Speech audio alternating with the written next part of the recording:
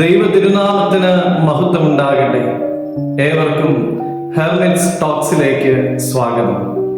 ഇത് ഹെർമിറ്റ്സ് ടോക്സിന്റെ 1239 ദിവസം. ഇന്നത്തെ പ്രഭാത ചിന്ത ശുദ്ധമുള്ള മത്തായി 7-ാം അധ്യായം 23-ാമത്തെ തിരുവചനമാണ്. അന്ന് ഞാൻ അവരോട്, ഞാൻ ഒരു നാളും നിങ്ങളെ അറിഞ്ഞിട്ടില്ല, അധർമ്മം പ്രവർത്തിക്കുന്നവരെ എന്നെ വിട്ടു പോകുവിൻ എന്ന് തീർത്ത് പറയും. ബൈബിളിലെ ഏറ്റവും വിഷമിപ്പിക്കുന്നതായ ഒരു തിരുവചനമാണ് ഇത്. കാരണം എന്താണ്? യേശുദമ്പുരാൻ ഇത് പറയുന്നത് അവിശ്വാസികളോടല്ല, യേശുവിനെ കർത്താവേ കർത്താവേ എന്ന് വിളിക്കുന്നവരോടാണ്. അവർ ശുശ്രൂഷ ചെയ്തു, അവർ പ്രവചിച്ചു, അവർ അത്ഭുതങ്ങളെ പ്രവർത്തിച്ചു. എന്നിട്ടും യേശുദമ്പുരാൻ അവരോട് പറയുകയാണ്, അധർമ്മം പ്രവർത്തിക്കുന്നവരെ എന്നെ വിട്ടു പോകുവിൻ, ഞാൻ നിങ്ങളെ ഒരു നാളും അറിഞ്ഞിട്ടില്ല.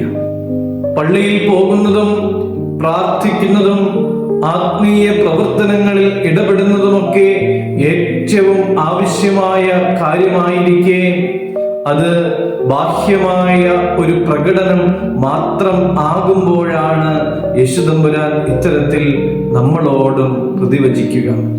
ദൈവനാമം ഉപയോഗിച്ചാൽ മാത്രം പോരാ, വാക്കുകളിലുള്ള നമ്മുടെ വിശ്വാസം നമ്മുടെ ജീവിതത്തിൽ പകർത്തുവാനായിട്ട് നമുക്ക് സാധിക്കണം.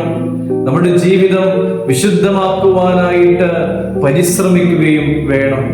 ദൈവം നമ്മിൽ നിന്നും ആഗ്രഹിക്കുന്നത് വെറും പ്രകടനങ്ങൾ മാത്രമല്ല. പ്രിയമുള്ളവരെ, അനുസരണത്തിലും വിശുദ്ധിയിലും ദൈവത്തോട് ഒപ്പം നടക്കുന്നവരായി മാറുവാൻ ദൈവം നമ്മളിൽ നിന്ന് ആഗ്രഹിക്കുന്നുണ്ട്.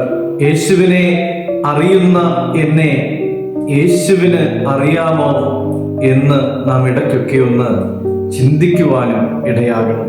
പ്രിയമുള്ളവരെ, അധർമ്മം പ്രവർത്തിക്കുന്നവരാകാതെ ദൈവത്തിന്റെ ഹിതം എന്താണ് എന്ന് അന്വേഷിക്കുന്നവരും അത് ചെയ്യുന്നവരുമായി മാറുവാൻ നമുക്ക് സാധിക്കട്ടെ. ദൈവം അനുഗ്രഹിക്കട്ടെ.